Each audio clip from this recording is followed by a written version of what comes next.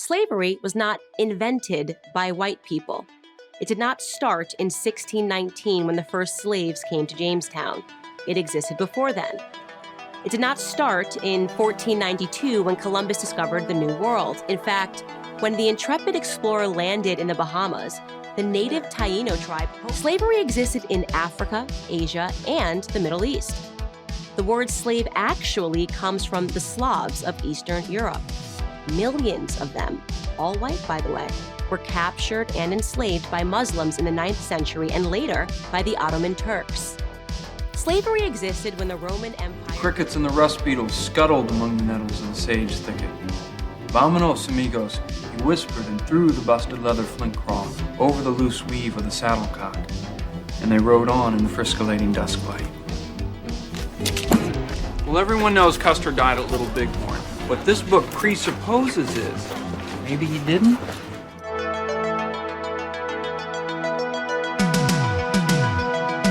Welcome back to Why Are We Like This, the podcast that treats Florida like the active crime scene it is. I'm David Quinones, your host. We've had a bit of an informal summer break, but we're coming back just in time for all the bad things to get a little bit worse. I'm joined by my co-host, Tomas Kennedy. Tomas, what's up, man? Enjoying our summer break, trying not to melt in Miami, but happy to be back with the boys. It's no longer a slow news day. It's a big news week. Yeah, it's getting swampy out there. And if Tomas is on one side of my screen, that means, of course, I'm joined by my other co-host, Gerald Doherty. Hello, Gerald. I'm doing well. I'm in summer school. I got very bad grades all year. And I've been learning that, one upside of the Holocaust is the people who are in there, in the camps, they learn how to tell really good jokes. And sometimes you got to look at the bright side of human atrocity. So I'm learning a lot in school now. Started the podcast spicy. We're going to change this. We're going to make a whole podcast. It's called just The Bright Side, and it's going to be about the Florida educational system's focus on the bright side. on the good parts of the worst parts of history. We are catching up from our little light output flop era summer. Catching up on a lot of things. Barbenheimer, we're going to talk about that, climate, the environment, its effect on tourism, our economy, our governor's response to the various crises that we're facing, his response to his own little personal crisis, which is the DeSantis 2024 presidential campaign. But really quick, before we get started, I wanted to check in on an old friend of the pod, a uniquely Miami guy, the king of losing 99.9% of your valuation of your IPO, Mr. John Ruiz. This is from today's Miami Herald. It says that, quote, red flags on top of red flags, end quote. Problems mount for Athletics booster John Ruiz. Even by Miami standards, John Ruiz has been living large. He doesn't buy just one waterfront mansion, he buys 7. He doesn't just buy a 20-seat private plane. He buys a private Boeing passenger jet. And he doesn't just stop buying fancy speedboats. He buys the companies that make them. They go on to talk about how his insurance claims company, Life Wallet, previously known as MSP Recovery, which we've talked about on this show, is now the target of a federal civil and criminal investigation. The ongoing federal probes, there's 2 probes, those are each civil and criminal probe, mark an unprecedented level of trouble for the one-time TV host whose business practices and outsized lifestyles evoke comparisons to Donald Trump. Wow, that's high praise for a guy. He probably appreciated hearing that. That is generous. Yeah. So all of this stems from Life Wallet, which is he's kind of turned that into this just the lowest common denominator, like sleazy version of like NIL, like college athlete sponsorship deals, where I definitely agree college athletes should be making money off of their likenesses and stuff. But this is kind of, if you dive deep into what NIL deals are, it's kind of just modeling contracts. It's like just the hottest swimmer on the team, and like it results in like 60-year-old sports dudes like gawking at 18-year-old girls in bikinis and shit. It's just like really kind of gross. It's not like, oh, LeBron James deserves to get paid when he's 18 years old. It's more just like really nasty shit. And so this all stems from Life Wallet, which ostensibly is the forward face of what was MSP Recovery. MSP Recovery was this like this scammy scheme where they would basically find incorrect Medicaid payments and just chase them down and charge a fee for recovering them. One of those like middleman companies that is basically this entire country these days, that it's like skims a little bit off the top of some transaction. It's just bullshit. Who would have guessed? Apparently there's something sketchy going on there. I don't know. What do you think, Tomas? Color me shocked. I never would have guessed. I never tweeted about this or posted. Neither did you. Neither did Billy Corbin. Neither did a bunch of people in the city that are always right years in advance to every grift and con that our public officials and the parasite and remoras that surround them always commit. So I, for one, never saw this one coming, and never posted about it repeatedly on my Twitter account. I don't know. So I'm late to the Ruiz party, I would say. I find out about this guy through you guys. And I wonder if there would be a way to just do like a deep dive into just him, not even his doings, just him like as a character, like as a fixture. Because he is fascinating. Yeah, the first time he popped onto my radar was when he somehow got the Miami New Times, which I think has some of the best journalistic integrity of the limited options we have down here in Florida. Miami New Times has pretty strong journalistic integrity, but he somehow got a pretty good reporter from the New Times to breathlessly cover him just buying and flying his private jet for the first time. And it was just one of those gee-gaw, like, oh my God, look at this rich guy and how rich he is type of fucking stories that every rich guy wants written about them. And I was like, what the fuck is going on here? And I was like, this guy seems, I'm going to bookmark this in the back of my head. I think this was like 2017 or something. And I was like, this seems sketchy. And then sure enough, he starts coming up with these harebrained schemes to build a fucking football stadium like on top of the Metro Mover and shit like that, like the most asinine ideas. Park. Yeah, and then another one at Tropical Park, which is how I ended up getting quoted in a story. Wasn't one didn't he want to like build one in Coral Gables? He did, like, and they were like, well, 50 different logistical reasons that it's impossible that it was not possible to do it. And he you know what, he is very much Trump-like in the way where he's just like, oh, those are just haters. They don't want us to succeed. And no, but he's a really bad poster. Like he's posted. Oh, he's the also worst. We should invite him on the pod. Like we should extend like a invitation. Yeah, to square off. Square up and square. He did challenge Billy to a fist fight. Really? And he challenged Billy to a fist fight for charity. This was a couple years ago. Like this was a boxing thing. Yeah, like a charity boxing thing. Yeah, exactly. This was that like even predates like now like the YouTube personality like creator class stuff. Well, like he's very ahead of the curve. This guy. I'll take him on that. Yeah. I'll definitely take him on. Yeah. You don't want that. You don't want this smoke. But I tried to. And Billy is always getting challenged to fist fights. Who was it? It was the Miami Beach Areola challenged Billy to a fist fight too, like years ago. And that was another one where I stepped in and I was like, hey, Ricky, I'll fight you. I don't even really know what's going on here. I'll just fight you. Yeah. I would totally do like a charity like boxing like match. That sounds fun. Piece of Miami history for listeners. One time, Joe Carollo, the corrupt grifter commissioner from City of Miami that lost the ball and chain lawsuit, we've talked about it in previous episodes, he was challenged to an actual duel by Jorge Mascanosa, who was a former president of the Cuban American National Foundation, and like a gun duel. Okay, it would have been for honor. Yeah, for honor, basically, and it would have been a win-win for the City of Miami residents, no matter how that one went. So you can make that whatever you want, but I'm just saying. Between the two of them, the only thing I could think of is both of them misfiring and hitting something that costs a lot of money that taxpayers have to replace. Yeah, like that's what would have happened. Yeah, also, and obviously Joe Carollo chickened out, didn't do it. No honor. No, but that wouldn't have been fair because Joe has a long history as a very successful Marine sniper, right? You remember that? I don't know if you guys heard about that. Yeah, of course. When like all of like the City of Miami Police Department showed up in military trucks and stolen Valor T-shirts to be like, you're a veteran, you fucking loser. Yeah, that was amazing. Jared, I'm going to bookmark your idea for going deep on John Ruiz, and Tomas, I'm going to equally bookmark your idea for inviting him on for his own expose, because I think that would be a fun episode. He's the only thing with him is like, guys, I fucking hate paperwork. The thing that has always had a weird irrational like hold on me in terms of fear in public, especially like doing independent media shit like we do, is the bullshit lawsuits, which I know T you have to deal with all the time, but like the bullshit lawsuits that are like, I just don't feel like I know that they're meritless, and he's one of those guys that is constantly suing fucking people or pretending he's going to sue, and then you have to fucking anywhere. Like. I would love to be sued. Yeah, they never go anywhere. We would destroy him in Discovery. Like it would be over.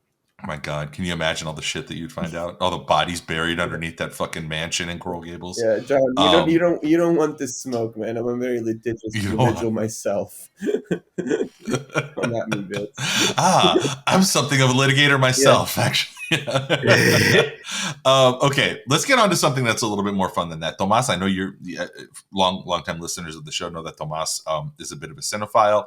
It was a hell of a time to be a movie fan last week. Movies are back, baby. Movies are back just in time for them to go away, maybe forever. So here, I want to ask you guys first, which should I go see first? Because I haven't seen either of them yet. Barbie or Oppenheimer? Why? And what your your tweet length review of each of them were. You should see Oppenheimer first, just because I did see a few people posting that people who went to see Barbie first and then went to see Oppenheimer had a bit of a case of the giggles and were laughing at things during Oppenheimer that were not appropriate to be laughing at just because they were in too light of a mood. So I would say Oppenheimer first, then Barbie if you're going same day as a palate cleanser. They're both fun, like we said, like these are summer movies in the way that they're used to be summer movies. Yeah. I do think that they're the enthusiasm behind them comes from them being very polar opposites in their mood and themes, and that they both came out on the same weekend is a bit of a melding of opposites is providing a lot of content for people on the internet.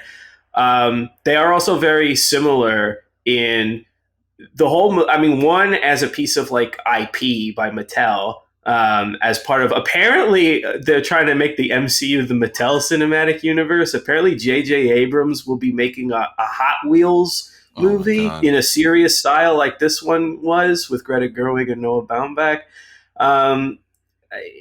Putting it to the audience that basically all that matters is how you feel about these people, whether it's Barbie or Oppenheimer. One has very little in the way of like real world consequence because one is just a toy. The other, I felt like it was a very big cop out to just do the same hand wringing about Oppenheimer that Oppenheimer did about himself in the 60s, like the 50s and the 60s, and then put it to the audience. How do you feel about him? Because if you say what he did was wrong, like that he is a net negative for history, you're basically nailing him to the cross in this, like your punch is probably. If you say he was a force for good, there's nowhere for you to go except we dropped the bombs on Hiroshima and Nagasaki, and that ended the war. Like the blood is now on your hands morally, basically. But it feels very like, not to use a term, whatever, like these are lib films. These are, I can't change my surroundings. So all that matters is how I feel about myself and how other people feel about me. But they're both good. I enjoyed both of them. I would recommend both of them to anyone. But they are frustrating also.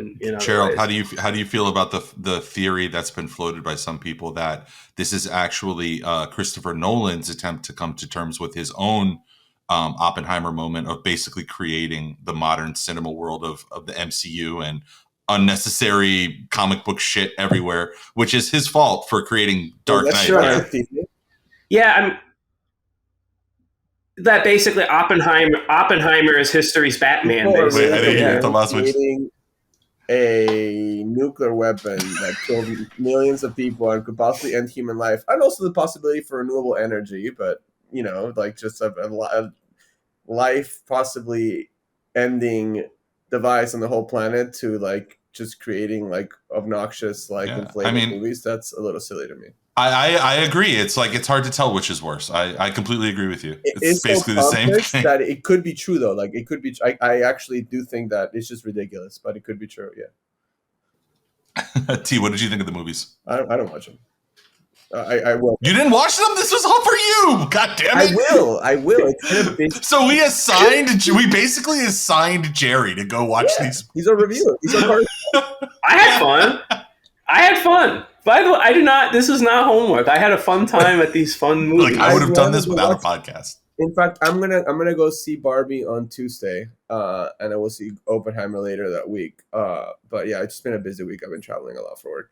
But dude, let's go. Let's both, me and you, let's drive up to we can carpool. Let's drive up to the Fort Lauderdale, the real IMAX, and go watch it there. I'm so fucking down. Let me know. I would disagree with you, Gerald, even though I haven't watched the movie. But I would. Okay. I mean, I'm not gonna watch them together because I just don't have time. I would. Yeah. But I would watch Barbie first because I feel like I'm going to like it more. And I feel like Oppenheimer is really long. And I am, as you all know, I'm a very big proponent of the tight 90. Like we should bring back 90-minute movies, except on very special occasions. I mean, I see why Oppenheimer would be long, but like I'm like, damn, I'm going to feel like a little exhausted if I watch Oppenheimer and then I have to watch another movie. Yeah. Like I feel like back-to-back is I already feel like in the cinematic equivalent of a K-hole, so I'd rather just not have something to watch after that. So what I will say, there was a lot to digest with Oppenheimer, but it's not a plotting 3-hour film. I looked up, her name is Jennifer Lame, who did the editing for this movie. I would book it very early, like she's going to win like any award she's up for editing, she's going to win it. It is a brisk 3-hour film. It's shot montage style, so like no shot I don't think is longer than like 5 or 6 seconds. Like it chugs along. I checked my watch like once during the movie and it was already 2 hours in, and there were several times where like I had to pee, but like I just didn't because I didn't want to miss what was going to happen. Ironically, Jennifer Lame, her previous experience with editing was on the Greta Gerwig films like Frances Ha and some of the other Noah Baumbach movies. So it seems like she is the industry Barbenheimer. I also did Tenet for Nolan during the COVID times. We're gonna have a critical reappraisal one day of Tenet. That was I agree with Tomas's take that Nolan is incredibly like self-referential and like and lives up his own ass. But I love his movies, and I think Tenet was unfairly beaten up because we watched it on our couches. For the most part, on laptops. Really hot on it. This is as close to a tight 90 as a 3-hour movie can be, is what I'll say. So here's a curveball. You guys, give me your like dream dropping on the, I loved what Gerald just said. What was the phrase you used? The harmony of opposites. Is that what you said? The melding of opposites, what have you. Melody of opposite. Yeah.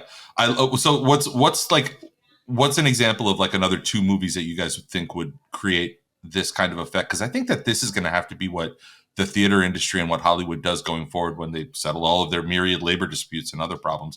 They got to figure out how to get like the 2 segments of society together, all coming to the theaters at the same time and getting people hyped. I mean, like David, they're going to have to manufacture this shit. Sorry to pop this balloon because you have kids, and it's sad, but we're not going back to the movies, baby. Like it's over. Like the strike is not being resolved. Climate apocalypse is coming. There's complete ecosystem collapse within like a 5-year window. The heat is killing cacti in Phoenix, bro. Like the water was the temperature of a hot tub of the Florida Keys. Sorry, listener, it's over. No more movies for you. Yeah. The age of the YouTube streamer is going to be upon us because they're not unionized. They're not in breach of contract if they just rip through the headlines and give their takes on things. I think we're going to be at their mercy for the next little while. Also, I don't think even if we somehow end up back at the movies for a short window before the climate apocalypse, I just don't. I feel like studios are gonna try to replicate this, and it's gonna like just not happen. The fact that it happened by accident is what made it fun. Yeah. And in fact, Christopher Nolan was being a little bitch about it. He was like mad that his movie was opening up as the next at the same time as Barbie. And to me, it's like bro, like I think embrace that shit. Barbie made a lot more money. Like Barbie brought people to the theater, and somehow this Barbenheimer thing happened. Like it boosted your movie. If anything, fucking dumbass. Yeah, Barbie right now is, well, before this weekend, because we're filming this in the middle of the weekend of the second weekend of these movies being out. But before then, internationally, Barbie was at 200 million and on pace for 500 million. For a 500 million domestic take, which means probably like $1 billion. That's a internationally. Lot. Yeah. And our Oppenheimer's doing well in its own respect. Oppenheimer had just passed 100 million. By the way, somebody did some deep analytic tracking, and they found that $5 million of Oppenheimer's opening weekend take was directly from people who were there to see Barbie and couldn't because it was sold out. So that's Christopher Nolan, why don't you shut your little bitch ass up, man, and just say thank you to Greta Gerwig for that $5 million. Thank you. So respect women. As the box office heats up, so has the water surrounding our peninsula, as Tomas just alluded to from the Miami Herald just yesterday. The waters bordering Florida are running abnormally hot, alarming climate scientists about the potential for damaging ripple effects on the marine environment, from coral reef bleaching to coastal fish kills and algae blooms. Now viral maps from the University of Miami show record highs for this time of year just about everywhere off the coast, including the Atlantic Ocean, the Gulf of Mexico, Biscayne Bay, and the Florida Bay. Last week, we set a new record with 5-foot deep, shallow basin water temperatures off the Keys coming in at a fresh 101 degrees. Soupy, downright soupy. This is fucking disgusting, guys. This feels horrible. And I know that it's not just... I know that it's not just the media incepting, another Christopher Nolan mention. It's not just the media incepting this, man. I walk outside and I've lived here for 17 years. Before this, I lived in Las fucking Vegas for 8 years. This is the hottest that I've ever fucking felt anything in my life. Yes. I saw on Scientific American, they're estimating the last time it was this hot on planet Earth was 120,000 years ago. Like, and we managed to get there just in a few decades.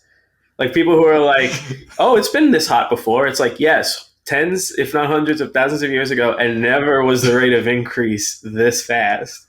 Yeah, the water in the Florida Keys is literally the fucking temperature of a hot dog. I got out of my fucking house, stepped into my yard last week when it was like boiling, and there was this, it was like noon, right? It was literally like, there was like a yellow like sun glare over everything that felt so hot and literally apocalyptic. And I was like, this is not normal. Like, if I spend enough time outside right now, I will die. Like, it's so hot. It's not okay. Even more bad news, that hot water that Tomas is talking about is leading to what's called coral bleaching, which the remaining like reefs and coral life that is so important to the ecosystem that surrounds. I mean, it's basically like a huge hunk of the Florida ecosystem, even though it's just offshore. It's imperiled like never before. The Herald's Alex Harris wrote a couple days ago about how dozens of scientists working to save Florida's coral reefs are scrambling to save what they can, taking the highly unusual step of removing imperiled specimens and bringing them to the key marine laboratory. So we're like rolling up the carpet, basically. We're like grabbing our coral and bringing it back to the university to store it until it's safe to put back in the fucking ocean. Well, it will this is all be. super normal it stuff. Which it will never again, be. Or maybe like hundreds of thousands of years from now. Bro, it's over. I was reading this thing. The ice shelf in Antarctica, an area the size of New Mexico, that should have been like refrozen because it periodically melts by like I think June, just has not refrozen. It's still water, reconstituted. And it keeps kind of melting, and scientists are like, yeah, this could be the start of the collapse of the Antarctic ice shelf, which is something that scientists have been warning about for decades now. It's over. It's done. We fucked it up. Gerald, you talked about 200,000 years, 180,000 years ago, 120,000 years ago, like as if that's such a bad thing. But you forget that's also when we grew our thumb. Our pinky finger. So who knows what we might get this time? Maybe we'll get another head or some shit. Like, fast forward on evolution, baby. If I grow a second tongue, I can eat twice as much, twice as quickly. I mean, there's upside. Like we said, there's upsides to awful things happening. You don't know. What's the craziest shit about this, to me at least, is not necessarily it's pretty horrible, everything that's the way it's playing out and how it literally just feels to exist down here right now. It feels horrible. But like, this is kind of, Tomas, like the insurance crisis thing. Nobody is fucking talking about this in any place that matters. Nobody in Tallahassee has any kind of. I looked up recently what our Miami-Dade County and Broward County like resiliency offices that they founded like 10 years ago are doing. As far as I can tell, they're writing newsletters, but not much else. I mean, I don't know, man. It doesn't seem like on a state level or even on a municipal level, and forget about national, that we're like doing anything to fix this. I'm not even talking about like carbon emissions. I just mean like, hey, can we set some money aside for the people who are literally a worker in Homestead fucking died the other day from heat at exposure. This point, what would be needed to fix this would be like a New Deal type. We have the Green New Deal, but even that it would have to go further. We would need a complete reorientation of our complete economic sector, our logistical supply chain, our urban planning, our resource allocation, not just in the United States, really, but particularly in the United States, but on a global scale. And that's just not going to happen until we are forced by the climate and nature itself to adjust, and that's going to be a painful and deathly process, unfortunately. So I hate to be a doomer, whoever's listening, but I think we're off. There's some troubling and tough times ahead for all of us globally. It like does make you desperate that like there's some, I guess to bring it back to Oppenheimer, that there's some guy somewhere working on this project that could like safely like scrub the excess like carbon from that, but like something to keep like make it so that we're not like baking ourselves, so that like energy executives can like report good quarterly profits for their shareholders, like for just so someone else can make money. Like it makes you desperate to hope that like there's some guy in his basement working on something, because like you said, like the alternative is we're going to turn like the infrastructure of our civilization on a dime, and it's like that's tough. I read a story that was so indicative of the problem at a micro scale. But so apparently City Bikes is owned by Lyft. I didn't know this. I thought it was like a public city-owned asset. Well, I also thought that. So ignorant. But in New York, City Bikes has been such a successful program that Lyft believes or has assessed that it's basically cutting into their profit margin of their main grift, which is the gig economy based on cars. Yeah. So they are looking to sell City Bikes and sabotage it in the process to basically dump it and reorient people away from biking into taking lifts. Again, that's the story of America, right? Like the walkable, pedestrian-friendly urban planning in cities was destroyed by the car lobby and the fossil fuel lobby that wanted gas stations, parking lots, big avenues, roads, highways. Trains have been sabotaged by the airline industry, like Southwest did in Texas, because they don't want people having a good train grid, so people take planes. By Elon Musk. Elon Musk wasn't that a thing from like 4 or 5 years ago, Gerald? Do you remember that Elon Musk was proposing, and it came out that he was proposing a corridor, like a high-speed rail corridor, just because he intended to never. No, this was I think from LA to San Francisco, and it was because he just intended to never build it. He was like, no, I'll put in the bid on it and just never make it, and then that way it won't happen. That's the story of all of his projects. Like it's all Cybertruck all the time. It's I have this great idea for this thing that you'll never see, and then I'm on to the next thing. He's video, just like a Barnum Bailey that video guy. Of him like hitting the Cybertruck with a bat or throwing a ball at it, I don't remember. And then it just like this is bulletproof, and then he just throws the thing and it just breaks. was like a brick or something. Yeah. Okay, not this one. Another one. That's the perfect a analogy for Twitter, like what he's doing to Twitter or X or whatever the fuck it's called. Be like, yeah, this is not gonna break. This is great. Brack. X. That's another thing that happened while we were on our little extended break, is Twitter turning into X. But this back to the change in the manifestation of the climate change that we're feeling here in Florida. I mean, this stuff is coming with a cost, with a price tag, and we can kind of pick apart whether or not how much of it is like, I don't know, coastal liberals like finding Florida politically distasteful versus it just being disgusting to physically be here. But hotel occupancy, according to one GM, Greater Miami Convention Bureau's Miami and the Beaches, like kind of like our tourism arm down here, has hotel occupancy down by 61% in a recent report. And the State Tourism Board is what's that? Yeah, I'll send it to you. I'll forward it to you. The State Tourism Board is complaining about a lack of international visitors. That's on the state level.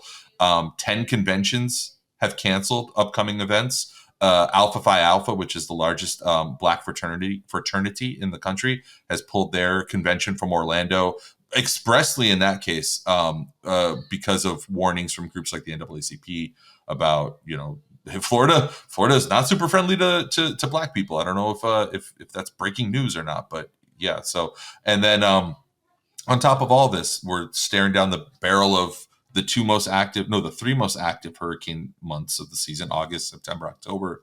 And same old story. Farmers and AAA have become the most recent insurers to announce that they are no longer writing new policies here in Florida, according to CBS News. So all of this stuff comes with a price tag. And to me, it seems really hard to tie it all together. Maybe that's the purpose of podcasts like this, but to tie it together into a cohesive picture. Like, these things aren't just discrete individual stories happening, that like they are all interrelated. Like, by being as unwelcoming and as hostile as possible, you've made it so that no one wants to go there anymore. Who would have imagined? Who could have foreseen this? I think a lot of that stuff, though, it's more related to like the political climate than actual like the climate change effect. I agree. Obviously, it's very hot and uncomfortable right now, but yeah, I think a lot of it is just like different special interest groups or advocacy groups or groups that represent people that are being attacked by state level legislation in the state, being like, well, there's 49 other states. Fuck you, Florida. We're not coming here. Yeah. It feels like it feels like when people make a comment about it publicly, they are definitely tacking it to the political reality, to the rightward lilt, right? And it feels like that's what's penetrating people's heads. But I mean, I do know, again, as a parent, I know parents who didn't do the Disney trip this year because it's like just being outside, being under the fucking heat, like dealing with, and that's its own morass of, pain in the ass, like having to deal with Disney. But like, these things are like kind of wending their way through our reality in different ways. It's expensive as shit. Like, Disney has gotten more expensive as shit. Yeah, the state is expensive as fuck. It has the highest number of toll roads in America. Look that up. Fact. Has the highest inflation in the country.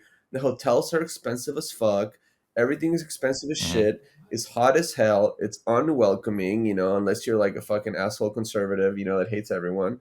So yeah, people are like, you know what? Fuck it. I'm going somewhere else. There's no stretch of America that there's no stretch of America that is like more unwelcoming or feels like less like approachable than the Kissimmee, South Orange part of Orlando that you have to go through to get to the parks.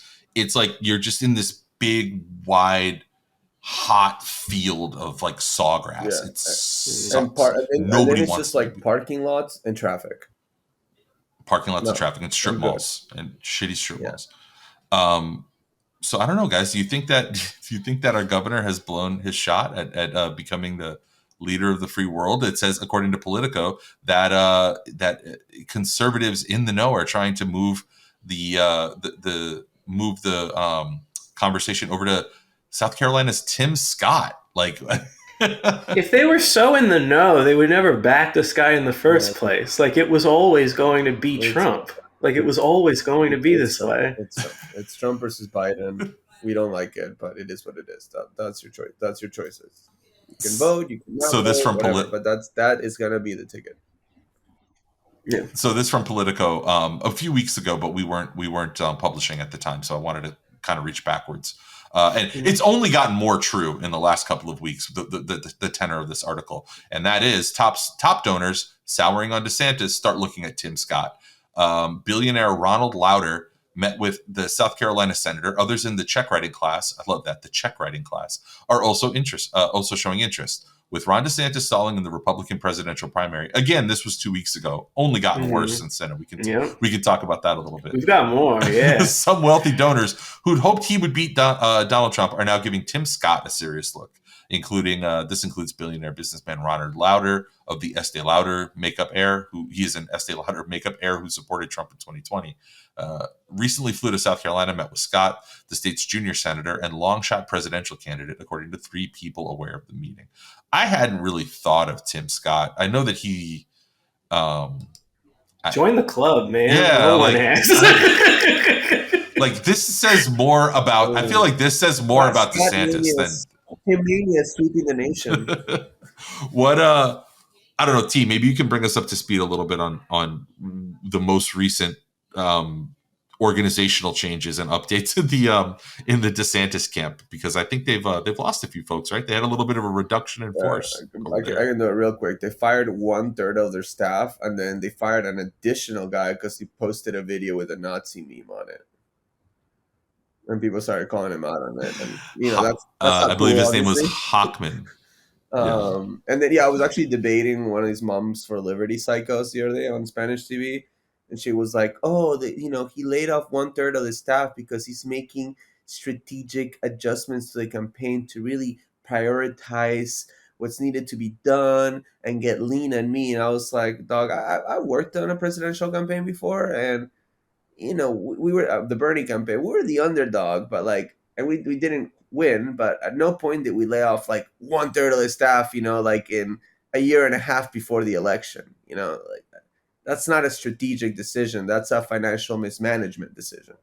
The only person who comes to mind who had to make these moves in the summer and got the nomination was John McCain. John McCain, I was thinking of that, yeah. Who was already popular from his run in 2000 and at the time better liked than at least Rudy Giuliani, who was supposed to be the. But Gerald, the thing about John McCain is that you could spend 5 minutes with him without feeling like you needed a shower afterwards. Right, Jon Stewart would look forward to having him on the show. He was a war criminal. He sucked, but the other difference was that during that John McCain 2007-2008 primary, he was pretty down in the polls, but everybody was 2 points apart, 3 points apart, 5 points apart. No one had a 40, 30, sometimes 50% point commanding lead in every single poll, and increasingly in every single state poll Trump has.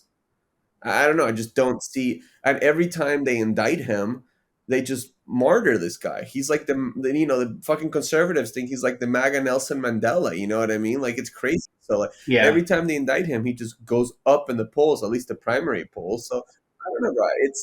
It's Trump Biden. I feel confidently saying it. DeSantis going back to Florida with his tail, between his legs. It's over. It's not. All the fun of Kendall Roy when he's not on meth. There's just nothing there. Just at an absolute blank slate. We also, I guess by now, the video of him sorry? Is this a Succession reference? Yeah. Season 1, he's on meth, and that's all right. I was rewatching it lately. He vacillates wildly between recovery and relapse. Yeah. So which we all do, I suppose. Yeah. Yeah. Why not? So we've seen the video, I guess, by now of him turning 15 degrees away from the person who he's apparently still listening to and laughing at, having a beer, and then the personality changes and says, "We're gonna go say hi to everybody." Yeah. If that's the guy that you're putting tens of millions of dollars on, you don't care about your tens of millions of dollars. You were gonna throw it away anyway. The week was in Iowa, and he just leans over to a child with snarl on his face, like not friendly at all. And he's like, is that an icy? Wow, that's a lot of sugar, isn't it? And just turns away from this guy's obsession with sugar. What the fuck is going on? This guy is like the weirdest keto guy in the world. First of all, you're supposed to eventually get skinny on keto. Like you're not supposed to just stay 40 pounds overweight. At some point, you're supposed to see some kind of fucking results. Leave this kid alone. Look at yourself. Like your nickname is Meatball. First of all, second of all, like a normal person would be like, "Wow, cool, and icy. That's great. You know, what's that flavor? My favorite flavor is blah blah. Well, you know, enjoy that. But it's not that hard. Not that hard.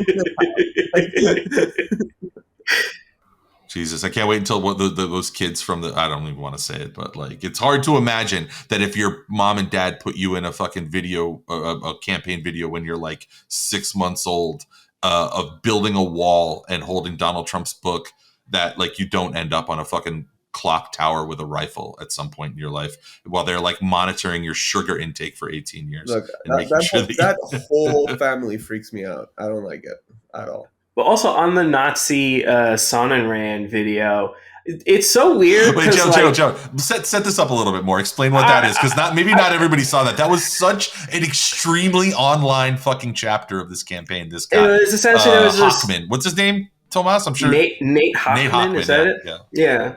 Claremont Institute guy, Epic Groyper.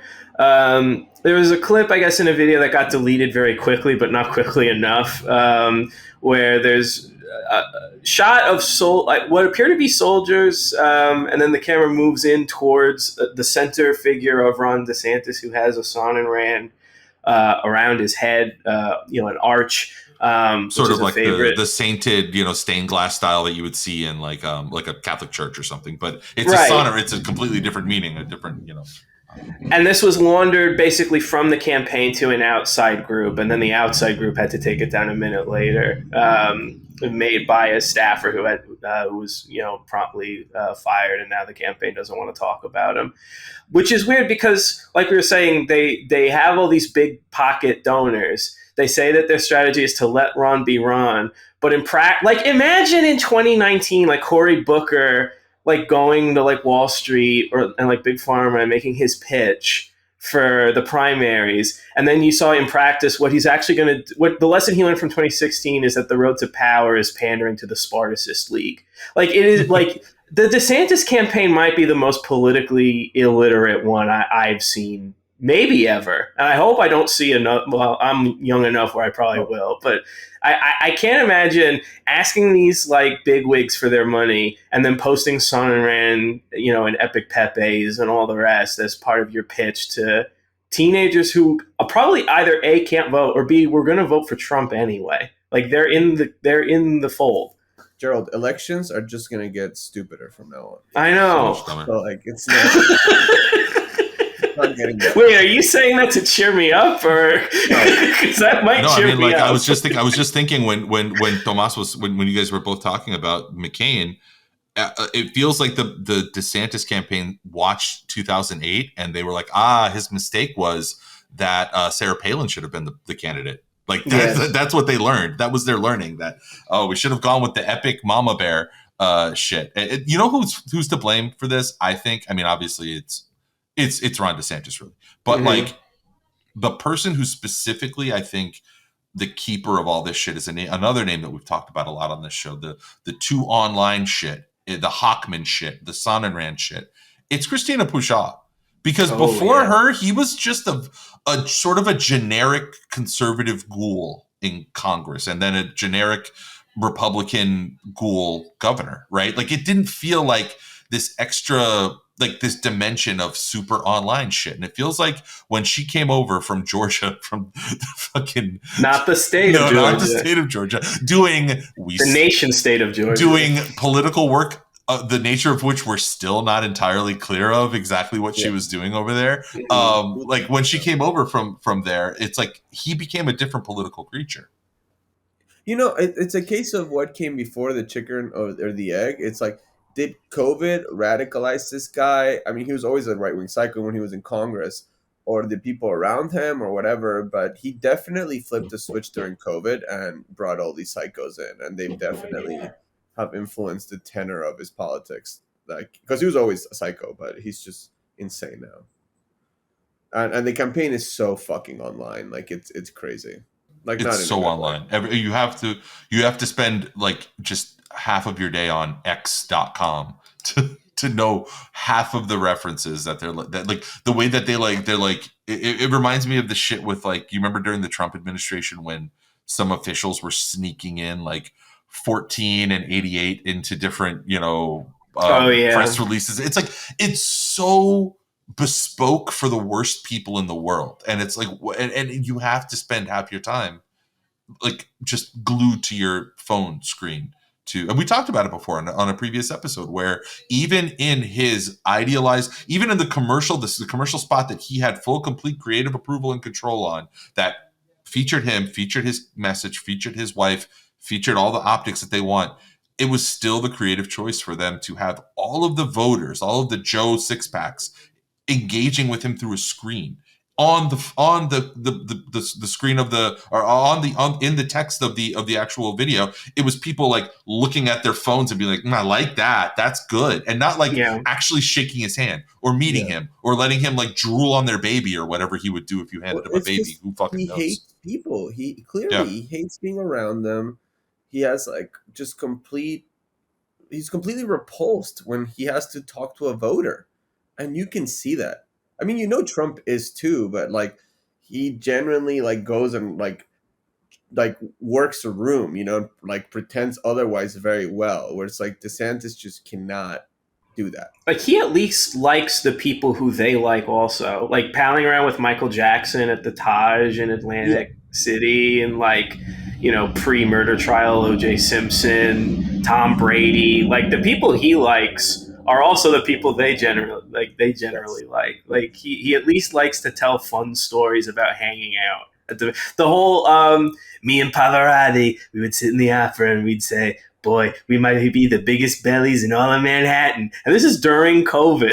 Like, this is the height of a pandemic, and he's telling big belly stories with Pavarotti or whatever. No, but DeSantis can't see a child holding an icy without getting upset. Can I throw like a curveball random question at you guys, and I'll tell you how I got there. Is that just like right now where we're talking about like what this guy is pretending to be versus like what he probably really is or always has been. And I had this interesting conversation with somebody the other day where we were trying to figure out who was probably the first atheist president, because they all pretend that they believe in God, but like, but I wonder who, and my answer was Obama. And then I changed my answer to HW. I feel like HW was probably the first actual atheist president. But I don't know. What do you, and the only three that I can think of are HW, Obama, and Trump. And pretty much everybody else, I think, is a true believer. But I don't know. I would say Trump was our first pagan president. The God he worshipped was the golden calf of himself. I mean, that's. I don't want to get nerdy. There is a case he made for Jefferson, who literally rewrote the New Testament but took out all reference to the miracles. Called the life and times of Jesus of Nazareth. Look at Gerald. Look at the big brain on Jay. I know. I wore my glasses just for you guys today. A couple of smooth-brained boys. I know. Yeah, there's a case to be made for Jefferson. I don't know. What do you think, T? Anybody jump to mind? You think maybe it was all an act with W? You think maybe he was? I feel like he was like the most true believer. Guy. He was a fucking true believer. He was like, it's either this or dying from crack, and like I don't want to die of crack. Yeah. I don't know. I think HW Senior Bush, good contender. Definitely Trump does not believe in God, like 100%. Like that is like a sure pick. But I don't know if the first, but definitely one of them. By the way, you guys know who was playing the role of the Fran Drescher, head of the Actors Union the last time the actors struck? Who? One Ronald Reagan, in 1968. Right. Yeah, exactly. He was the head of the union, spokesperson for the union, and working class champion. I'll finish up as we get to the end of the hour. We'll finish up with one more article I wanted to share with you guys. This doesn't affect you yet, but just wait. It will. It affects me right now, but it will affect you guys very soon when these kids start getting out into the world. This comes from WESH in Orlando. Florida allows teachers to use conservative PragerU curriculum in classroom. This is from last week. Dateline is Orange County, Florida. Florida is the first state to allow the conservative curriculum PragerU in public schools. The group says they create video, magazines, and books to offer, quote, a free alternative to the dominant left-wing ideology in culture, media, and education. PragerU also claims that students are failing because schools are more concerned with pushing radical activism instead of teaching. Unlike me. Yeah. Unlike PragerU. Yeah. So the PragerU CEO, Marissa Straight, says, parents have felt that they need to really, that they have been really pushed out of the education of their children. She said they're now bringing PragerU kids content to classrooms, and Florida is the first to sign up. I'll spare you the rest of this article, but I will tell you that this is hand in glove with the recent attention-getting curriculum change that is, that aims to, show the bright side of slavery, basically saying that, teaching kids that slaves learned how to code or something. I don't know. And I out of curiosity, I looked, and sure enough, there is a slew of PragerU content focused on, not just how slaves benefited from slavery, but also how in order to abolish slavery, it required Black people and white people and lots of white people working together. And that when you get down to it, guys, it was actually the white people that got rid of slavery and abolished it. So who's to say who's bad after all? I can't wait to see my daughter come home with a fucking QR code that opens this shit up on my laptop. Can't wait. It's going to be fucking great. Yeah, Dave, I wanted to ask you, because, I don't have kids, but, I'm not set on having kids, but I would like to, possibly. They're okay. They're fine. Yeah, they're cool. I mean, whatever. But if I do, I don't know. I would not do it in Florida. Do you ever consider moving? Constantly, every moment of every single day. It's the ever-present existential dilemma of my being. Yeah. That's what's stopping you. Okay. Well, I could give the snarky answer and and be sarcastic and podcast funny and just talk about real estate prices in the places that I actually want to live, or the way that I'm wearing fucking golden handcuffs in my house right now because it's worth so much money from when I bought it that if I sold it, I would have no fucking place to go because I can't afford anything else. But the reality of it is that at the end of the day, Miami is still a community, man. And a community is what you make of it. And we've made a lot of community here. We have friends who walk out the front door, and in between here and going up to the band shell where we were at last night, we encounter 20 people that we know, and maybe half of them that we care about and care about us. It's hard to separate, when you have a 9-year-old kid from community, the only community she's known. That's the real answer, is that it's hard. That happened to me when I was 14, and it fucked with me pretty badly when I made a big move across the country. And so there's probably some weird trauma shit lined up in there too. But yeah, got to get the fuck out of here, man. I think about it all the time. That's real as fuck, David. I'm getting the fuck out of here eventually. I wanted to ask on the PragerU question. The whole white people were also helping with ending slavery.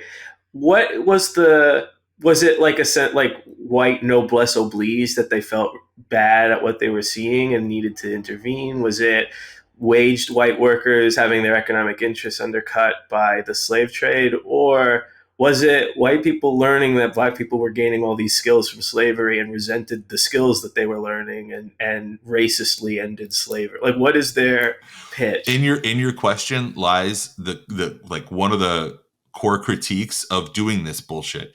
No, the answer is no, none of those things. It's all presented as just manifestly, inherently John Brown level of benevolent, good white people, but ascribing that John Brown level, which he was an exceptional person for his time, right?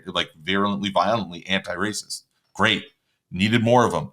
this curriculum posits that there were plenty of John Browns, that all white people were John Browns. Everybody but they don't like John Brown. I know. It's such a it's such a contradiction in terms. And the only way that I can think of it is that it's a foot in the door. It's a foot in the door for them to get this content in, to just get it in there. And appropriating John Brown from a pro-Confederate angle is certainly something. Yeah, I've only gotten maybe an inch deep on all of this stuff. And yeah, my daughter's pretty. I was telling you guys before we started recording that my daughter's pretty woke, and she's for a 9-year-old, she's a pretty vocal critic of the United States of America. So I can't wait to see how her 4th grade registered Republican teacher. Can't wait to see how that goes over this year. We might have a fun episode about that at some point.